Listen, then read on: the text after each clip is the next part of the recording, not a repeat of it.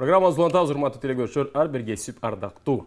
Сырттан караганда эң эле оңой көрүнгөн, бирок аткара келсең, ал кесипти аркалай келсең, кыйын болгон актер кесиби тууралуу аз сүйлөшөбүз. Актердук кесип эң бир түйшүктүү кесиптердин бири. Студиябызга келген кондок менен дал ушул кесиптин алкагында кеп сөз кылабыз.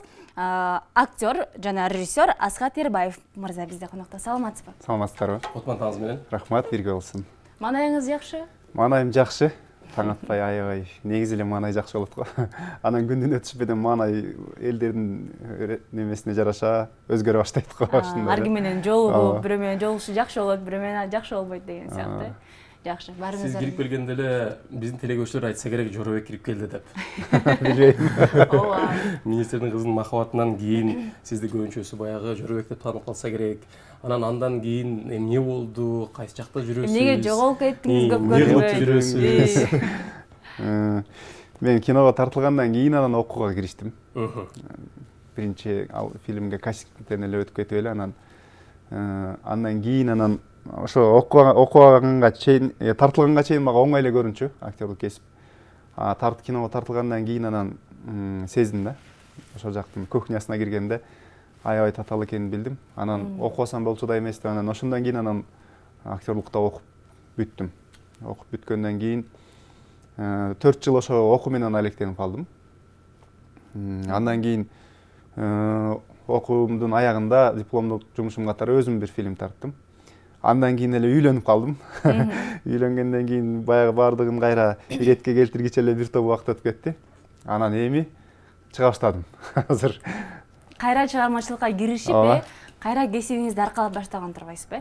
Негизи ошол сиздин демек актердук кесипти аркалап калышыңызга себеп ошол сиз тартылган Жоробектин ролу болгон турбайбы? Министрдин кызынын махабаты деген тасма болуптур да, Негизи мен кичинекейимден эле жанагы мушташ кинолорго аябай кызыкчумун да. Мушташ кинолорду калтырбай көрчүмүн. Анан аларды туурап көптөгөн трюктарын аткарчумун.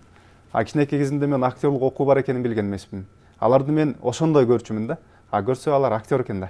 Киного ойноткен. Андан кийин мен улам чоңойгон сайын, ошо түшүнүк болгон сайын, анан актер болуп, мен дагы ушундай окуп, ушундай элдерге өнөрүмдү тартыбагым келчү.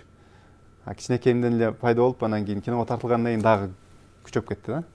Ошентип азыр актерлук кесипти аркалап жүргөн кезиз. Жоробек болуп жүргөн кезиңизде канчада элеңиз ошол киного тартылганда? Анда 24 болчумун. 24, Ооба.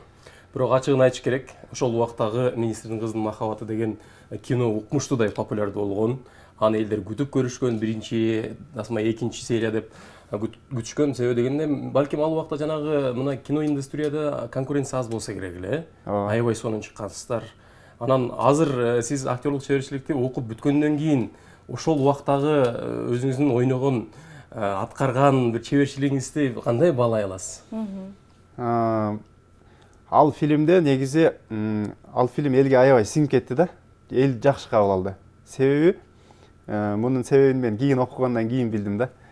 Ал жерде актерлук чеберчилик деле чынын айтыш керек, ачыгын жок. Ал жерде себеби актерлор ойногон эмес да. Жаңы үйрөнчүктөр эле ойногон. Анын арасында мен деле бармын. Режиссерлук жактан деле иши кылып көп жагынан мындай аябай жеткиликтүү деп, толук кандуу аябай деп айта албайм, бирок фильмдин идеясы жакшы да ал жерде, өзөгү. Ошон үчүн ал элдерге аябай жакшы сиңип кетти. Кыргызстандын 97% тоолуу аймак болгондуктан баарыбыз эле толукпуз да. Баарыбыз эле тоодон шаарга келгенбиз, шаарга келип, ошондой шаарга таң калып, ошондой кызыктуу окуялар баарыбыздын эле башыбыздан өткөн. Ошон үчүн жалпы калкка бул аябай жакшы кабыл алынып кетти да. Анда азыр көргөндө ал фильмге мен аткарган ролдорума мындай аябай деле ичим чыкпайт. Ошол эле ролума эмес, азыр деле окугандан кийинки, мисалы бүгүн роль жаратсам, эртең же бүрсүгүнү көрсөм, кемчиликтери көрүнө берет да. Ал ар бир актердун өзүндө ошондой болсо керек. Барган сайын ошентип анан өсүш болот экен да. Жакшы экен. Негизи эле сизди мен Instagram баракчаңыздан комментарийлерди, ой пикирлерди окуп калсам, бул байкенин аты Асхат беле, мен дагы деле Жоробек деп жүргөм деген сыяктуу комментарийлерди окуганга болот экен да. Сизди баары Жоробек деп таанып калыптыр деп айттык жогорудан бери. Анан эми сиздин баягы сизди башкача образ менен элдер кабыл алып же таанып, башка адамдын аты менен таанып калыш үчүн дагы мындай бир фильмдердин үстүнөн, ролдордун үстүнөн иштеп атасызбы? Фильмдердин үстүнөн азыр иштеп атабыз. Азыр бир кызыктуу фильмдин үстүнөн иштеп атабыз. Бул министрдин кызынын махабаты 10 жылдан кийин деген темада. Азыр даярдыктар катуу жүрүп атат, сценарийлер иштелип атат. Мен ойлочумун, баягы колдон келсе жасай бериш керек депчи. Бирок ар бир кесиптин адамы өзүнүн жумушун жасаса жакшы экен. Азыр сценаристтер сценарийдин үстүндө иштеп атат, режиссер башка иштейт, актерлор башка көп актерлор тартылат. Азыр даярдыктар жүрүп атат, процесс катуу. Фильм тартуу аябай кыйын экендигин мен окугандан кийин билдим. Актерлук кесип кыйын экенин окугандан кийин билдим. Мисалы бир эле сөздү айтканда, ал сөздүн артында канчалаган пландар жатат экен да. Жиниң келип айтып кой десе, биз жинибиз келип айтып коет экенбиз, бирок ошол нерсенин артында көп нерсе бар экен. Ал эмоциядан, көздөн зрительге билинет экен да. Азыр ошол фильмдин үстүндө иштеп атабыз, буюрса ошону жараталы деп атабыз. Ошол эле актерлорбу, ошол мурдагы? Негизги каармандар негизинен ошолор эле, себеби бул элге көп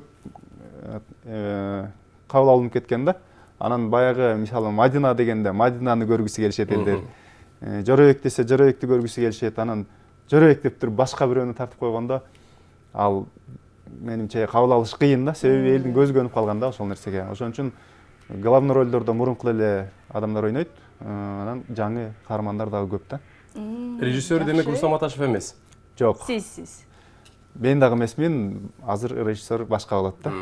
Ал кинонун мисалы идеясы режиссер болуп Рустам Аташев тапкан да. Анан сиздер алдан уруксат алдыңыздарбы же кандай болуп калды? Жок, уруксат алган жокпуз. Себеби бул чыгарманын автору Бекмырза Рахман уулу деген киши. Бул чыгарманын автору да. Чыгарманын автору. Ошол чыгарманын негизинде фильм тартылган. Сценарийдин негизинде. Фильмдин ошол өзү тарткан фильминин режиссеру Рустам Аташев. Идея негизги өзөгү чыгарманы жараткан киши автор Бекмырза Рахман уулу деген. Биз ошол кишиден уруксат алабыз. Тилекке каршы ал кишинин көзү өтүп кеткен. Азыр үй бүлөсү, бала чакасы, бир туугандары бар. Биз алар менен сүйлөштүк. Ыраазычылыгын алып, Кудай буйруса, баштаганы турабыз да. Режиссерлук кесипти аркалаңыз келгени бул себеби эмнеде болду? Актерлук чеберчиликти бүттүңүз. Анан режиссерлукту кайра окуп баштадым деп атасыз, азыр окуп атам деп атасыз. Биз баягы бир күнү ушундай нерсеге туш келет экенбиз да. Убакыт аз калганда биз эчтекени билбегендигибизди билип калат экенбиз да. Ошон үчүн мисалы мен актерлукта окуганда режиссерлор менен көп иштештим. Режиссерлордон сабак алдым. Режиссер болуп деле иштей берсе болот экен, бирок толук кандуу болуш үчүн баягы мен ушундай нерсем бар. Бир нерсени майын чыкмай сайын мен ал нерсени баштагым келбейт, колумду дагы тийгизгим келбейт. Ошон үчүн кино жаатында жүргөндөн кийин актерлукту дагы, режиссерлукту дагы билип алсам, мен актерлор менен иштешемби, же болбосо режиссерлор менен иштешемби, тыгыз байланышта болгум келет да, бири-бирибизди жакшы түшүнгүм келет. Ошон үчүн азыр режиссерлукту окуп атам. Канчанчы курс болуп калдыңыз? 3. Үчүнчү, мисалы 5 жыл окуп отурбай эле, 4 жыл 5 жыл окуп отурбай эле, балким бир мыкты режиссер менен чогуу жүрүп, ал кино тартканын көрүп, мастер-класстан өтүп эле режиссер болсо болобу же сөзсүз түрдө 5 жыл 4 жыл окуш керекпи? Негизи мен окуганды туура көрөм. 5 жыл окуганды эле туура көрөм. Жана сиз айтып аткан мастер-класс чоң режиссер менен жүргөндү дагы туура көрөм. Ушундай сөз бар. Аябай күчтүү режиссер менен бир фильмден баштан аяк катышсаң 5 жыл окуган менен барабар деп дагы айтышат.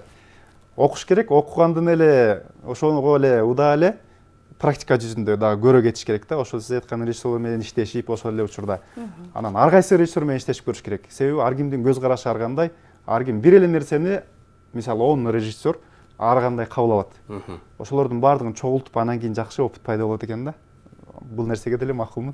Кыргызстандагы эң мыкты режиссерлор деп кимди тизмеге коет элеңиз? Шамшиевди айтам, Океевди айтам. Базаров. Азыркыларданчы? Абдыжапаров, Акун, Руслан Акундай жакшы кинолор тартып жүрөт. Азыр мен режиссермун деп өзүн жарыялап, кичинекей съемка жараткан режиссерду мен аябай баалайм. Себеби ал жумуш өтө татаал, аябай кыйын. Ал нерсеге батынып барыш керек, ошол нерсени айтканга дух керек да. Ошол нерсени кылып аткан адам көпчүлүктүн жүрөгүндө бир жакшы нерсе бар, ошон үчүн мен мунун тарткан фильми мындай болуп калыптыр деп мен айткандан алысмын. Жакшы. Эми актердук кесиптин өзүнө келсек да, мисалы башка кесиптерден өзгөчөлүгүн, артыкчылыгын же кемчилигин айтып бериңизчи. Жорабек мырза дейин деп калдым мен. Асхат мырза. Баягы башка кесиптерди, эми башка кесиптин ээлеринен сураш керек, бирок мен актерлук жөнүндө айтып берейин. Актер дегенде мен универсал адамды элестетип калдым да. Кийин актердун жашоосун бир ит көрөт, бир хан көрөт деп коет да. Мисалы бир бомждун ролу болуп калса, аны ошондой кылып ойнош керек. Хандын ролу болуп калса, аны ошондой ойнош керек. Же болбосо бир врачтын ролу, же болбосо самолет айдаган летчик болуп калса, ошол нерсенин баарын билиш керек экен да. Баарын билиш керек экен. Ар тараптуу болуш керек. Баарын билиш үчүн ошолордун жашоосун өздөштүрүш керек экен да. Муратбек Рыскулов деген биздин залкар адамыбыз өткөн, театрда иштеген.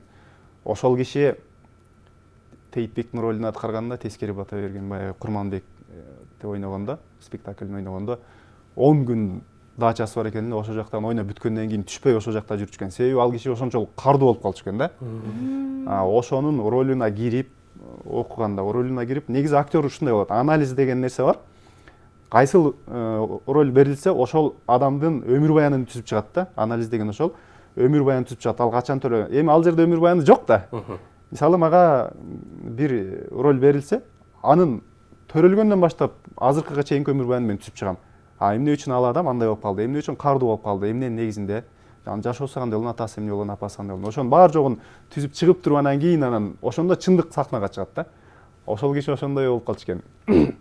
10 күн эч ким тийишмес экен ага. Себеби ошол Тейтбектин ролун аткарганда кардуу болуп калчу экен. Адамдар менен урушуп, мүнөзү өзгөрүп кетчү экен. Ошондой эле бул актерлук кесип дагы ушундай татаал нерсе да. Искусство адамдары башка тармактагы адамдарга караганда көбүрөөк жүрөгү ооруйт. Көбүрөөк ушундай нерв оорулары ооруйт. Баягы эмоцияга көп ишенет. Актер жаш баладай болуш керек деп айтат да. Ишенчээк. Жаш баланы алдап койсоң ишенип калат, бир нерсени айтып койсоң коркуп калат да, мындай ишенет да, заматта ишенет. Актер ошондой болуш керек деп айтат. Себеби ишенип ойнош керек. Кайсыл ролдор ыңгайлуу деп ойлойсуз? Мисалы, кайсыл ролдорду мыкты аткара алам деп ойлойсуз? Жарашат деп ойлойсуз? Мен мынау ролду мыкты аткара алам, ийине жеткире деп айткандан алысмын. Себеби кичинекей эле бир эпизод чоң эле бир народный актерду кыйнап салышы мүмкүн да, народный артистчи.